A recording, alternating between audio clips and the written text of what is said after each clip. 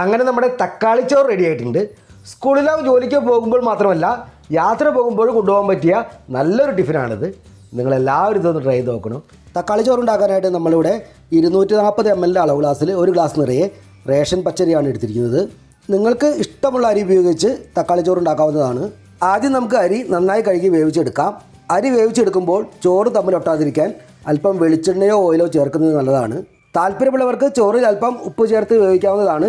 ഇനി നമുക്കിത് അധികം കുഴഞ്ഞു പോവാതെ വേവിച്ച് മാറ്റി വയ്ക്കാം. ആ സമയത്ത് തക്കാളി ചോറുണ്ടാക്കാൻ വേണ്ട മറ്റു ചേരുവകൾ തയ്യാറാക്കാം.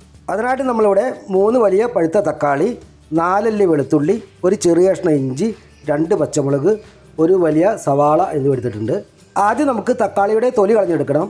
അതിനായിട്ട് കത്തി കൊണ്ട് ചെറുതായി വരഞ്ഞു കൊടുത്ത് വെള്ളത്തിലൊന്ന് വാട്ടിയെടുത്ത് തൊലി കളയാം.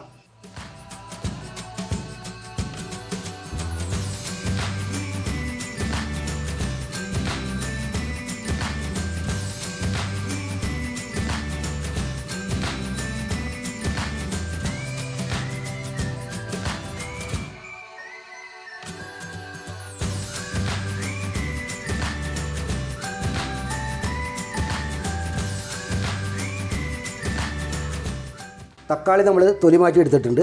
സമയമില്ലാത്തവർ ഇത് നൈസായി നീളത്തിൽ അരിഞ്ഞെടുത്താലും മതി. പക്ഷേ കുട്ടികൾക്ക് കൊടുക്കാനുള്ളതാണെങ്കിൽ ഇതുപോലെ തൊലി മാറ്റി എടുക്കുന്നതാണ് കൂടുതൽ നല്ലത്. ഇനി നമുക്ക് ഈ തക്കാളി ചെറുതായി അരിഞ്ഞെടുക്കുകയോ മിക്സിയുടെ ജാറിലിട്ട് ഒന്ന് അരച്ചെടുക്കുകയോ ചെയ്യാം.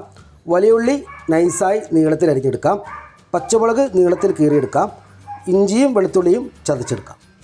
എല്ലാം നമ്മൾ അരിഞ്ഞെടുത്തിട്ടുണ്ട്. ഇനി നമുക്ക് തക്കാളി ചോറ് തയ്യാറാക്കാം. അതിനായിട്ട് നമുക്ക് ഒരു പാത്രം ചൂടാക്കി അതിലേക്ക് 2-3 ടേബിൾ സ്പൂൺ വെളിച്ചെണ്ണയോ ഓയിലോ ഒഴിച്ചു കൊടുക്കാം. ജീരകം ചേർക്കാൻ ഇഷ്ടമുള്ളവർക്ക് 1 ടീസ്പൂൺ ജീരകം ഇപ്പോൾ ചേർക്കാവുന്നതാണ്. വെളിച്ചെണ്ണ ചൂടായി വരുമ്പോൾ ഇതിലേക്ക് അരിഞ്ഞു വെച്ചിരിക്കുന്ന ഉള്ളി ചേർത്ത് കൊടുക്കാം. ഇതിലേക്ക് അല്പം ഉപ്പ് ചേർത്ത് കൊടുക്കാം. ഞാനിവിടെ 1 ടീസ്പൂൺ ഉപ്പ് ചേർക്കുന്നുണ്ട്. ഉള്ളി നന്നായി വഴറ്റിയെടുക്കാം. ചെറിയ തീയിൽ മൂടി വെച്ച് വഴറ്റിയാൽ പെട്ടെന്ന് വഴന്ന് കിട്ടും.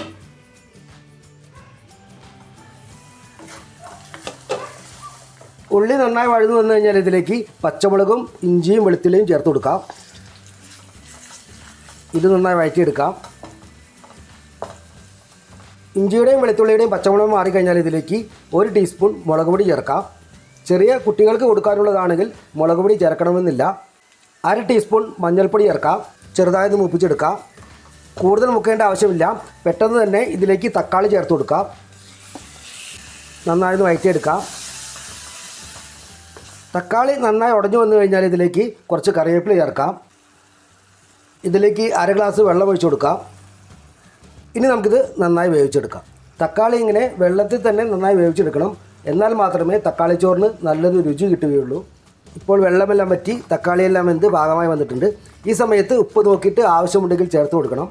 ഞാനിവിടെ കുറച്ചുകൂടി ഉപ്പ് ചേർക്കുന്നുണ്ട്. ചോറിൽ ഉപ്പ് ചേർത്തിട്ടുള്ളവർ അതിനനുസരിച്ച് മാത്രമേ ചേർക്കാവൂ. ഇനി നമുക്കിതിലേക്ക് വേവിച്ച് വെച്ചിരിക്കുന്ന ചോറ് ചേർത്ത് മിക്സ് ചെയ്തെടുക്കാം.